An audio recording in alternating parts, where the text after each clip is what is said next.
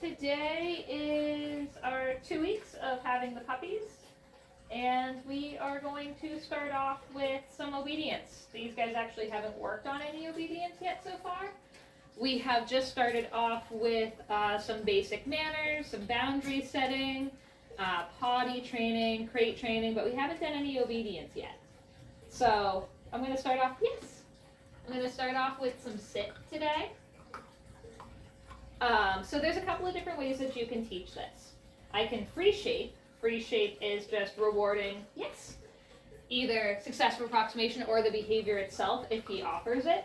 So I actually haven't started really marker training with them either yet. So you're going to hear me go yes every time before I reward them. You could also use a clicker for this. Yes, good boy. But dogs learn cause and effect pretty quickly. So if it's clear to him that every time he sits he gets some food, he'll start doing that behavior more.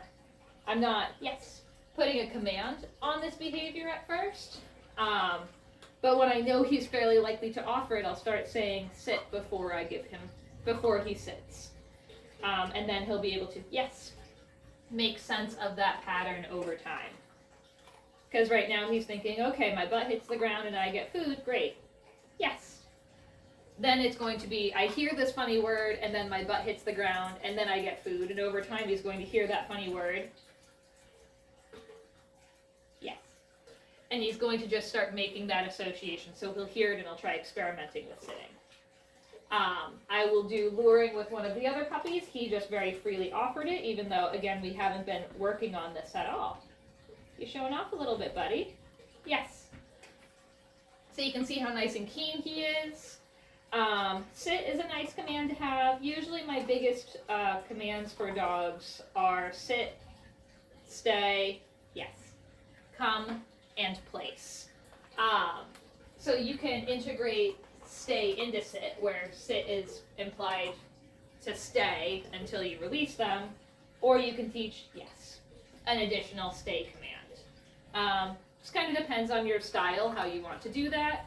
If you have sit with an implied stay, you want to make sure that you release your dog every time, so I'd say sit, wait a couple of seconds, and then I would say break to release them so that they know that they're free. If I don't remember to release my dog, they're going to start releasing it on their own, and now the implied stay is kind of broken. If I don't have an implied stay, I just have to teach a separate stay. Stay means stay where you are. Place I like mostly because I have so many dogs. It's really helpful, when you have a multi-dog household and a lot of guests come by, so I'll just have my dogs on their place because a lot of people don't want to be approached by 8+ dogs at one time. So this way I can individually call my dogs off. It's also very helpful for when I'm feeding my dogs. So you can see everyone else is in their place, even the little puppies. The other little puppies are staying where they're supposed to be. That's one of the things we've been working on. A little bit of mind your own business, as I call it. Now that he's doing pretty well and pretty reliably with that, I can start increasing my criteria. So instead of rewarding him when his butt's hovering off the ground, or when he's happy tap dancing, or when he's jumping up a little bit, I can wait until he settles into that position. So you can see a little happy tap dance, happy tap dance, happy tap dance. Yes, good boy. Now he's doing that quite reliably. I can start telling him to SIT before he goes down, and I can reward him for that. So that's going to be the new pattern. Sit. Yes. Now at first, dogs don't really know what our words mean to them, or what our words are supposed to mean. We're just a very verbal species, so we use our words a lot. Sit. Yes.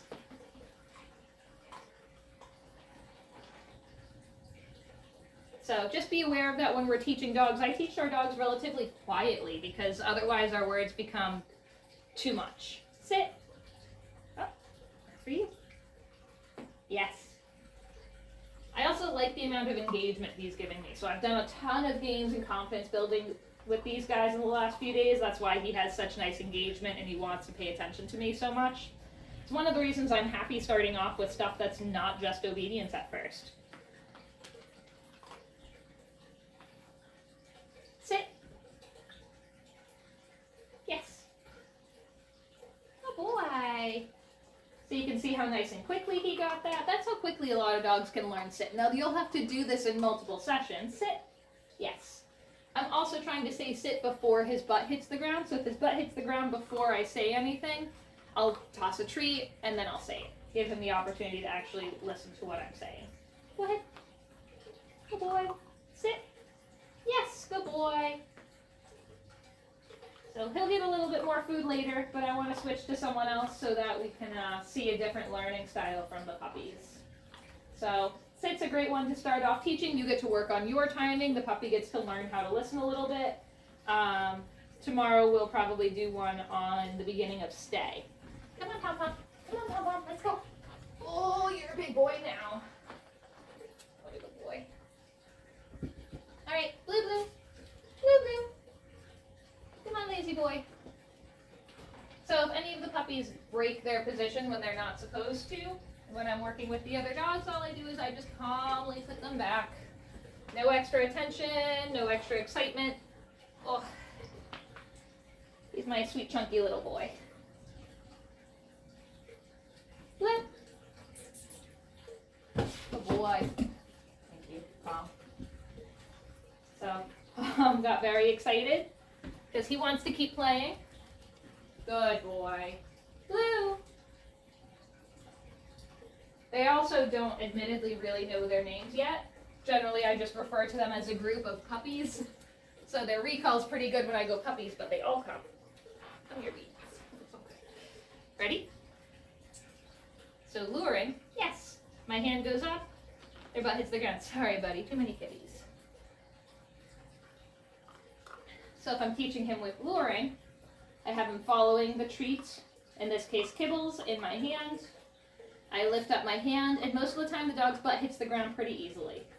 I do recommend trying to teach a sit before a down, because it's just a lot easier. Yes, for a lot of dogs struggle with that down, especially at first. Their butt doesn't hit the ground, they don't like their shoulders to hit, their elbows to hit the ground for whatever reason. So I'll start off just teaching them how to learn, which is a very valuable skill. Yes, good boy. So after we do that motion enough, he's going to start seeing my hand doing this shape, and I'll be able to stop having to put my treat on his nose, and instead I'll just be able to start taking it further and further away. And that's how most people get their hand signal like this for a sit. So hand signals are very relevant for dogs. Yes, good boy.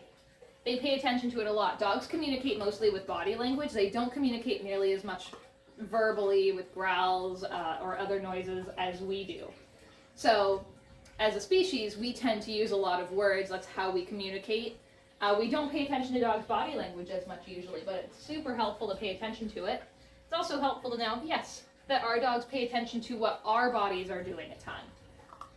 So if my hand signal is normally this, and instead I go like this because I'm not paying attention, he might very well not think that that means the same thing. Why should he? I'm doing two different things. So it's just something to be aware of, because sometimes when we get excited or flustered, our body position changes and our dogs don't do the things that they're supposed to do anymore. Yes. And sometimes we think that they're being disobedient, but a lot of times they just don't know what we're saying. So even if I have my dog's obedience on a verbal command, I will, I will use a physical command, a hand signal. I will show them instead of tell them, especially if they're getting too excited. So if normally they listen quite well to the verbal, but they're not, and they're looking at me, I'll use a hand signal, and very often my dog will listen to me when I do that. You can see he's a little bit more of a lazy boy. He just wants to lay down. There we go. Good boy. And every time before I tell him to sit, I'm just having him move. Yes. That way he's not already sitting when I ask him to sit. Now we can teach him to sit down from a stand, or to sit up from a down, and they can technically both be the same hand signal. Yes, good boy. Ooh, he listens quite well to luring, because we haven't done the down yet either. He likes laying down anyway, so that's an easy one for him. And you can teach the dog that it means the same thing. This hand signal can mean sit. Yes, good boy. This hand signal can mean sit up or sit down.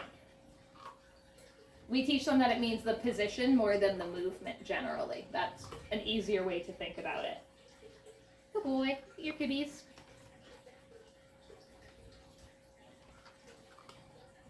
Ready? And. Oh no. Yes, good boy. You'll get that sometimes, especially when you're fading out that lure. You take your hand a little bit further away and they want to jump up. I'll just remove my hand slightly. And oftentimes they'll go back down to their sit like normal. So now I'm starting to fade out. Yes, good boy. I'm starting to fade out that lure. You can see it's further and further away from his nose. These puppies are learning quite quickly. Not all dogs learn at the same pace. And again, I might lose a lot of this learning the next time we do a session. So I would do a couple of short sessions, 2 to 5 minutes a couple of times a day, especially, yes, in the beginning, to help solidify that learning a little bit more. Don't make puppies work for too long. It's just like kids. They don't have that attention span. Go get it. Now, if I wanted to put it on a verbal command where he has that hand signal down pretty well, I will go, sit. Oh, yes. So that's not necessarily that he knows a sit. He's just got the timing down. So once again, good boy. I would go sit and then hand signal, yes. So I want my new command, my verbal command, to come before the hand signal. That way he can eventually make that connection. So I hope that that helps. These are some very smart little puppies because we haven't worked on any of this yet. But it's a great first place to work on if you're doing obedience. Again, if you just got a puppy, I would start getting them acclimated into your life, getting them used to some of the fair rules of the house, building up their confidence, working on engagement, working on them wanting to be near you. And then you can start working on obedience. But obedience usually isn't my first concern. I want to get them some nice socialization and some nice exposure. So I hope that that helps. Have a great day. Good boy, Blue.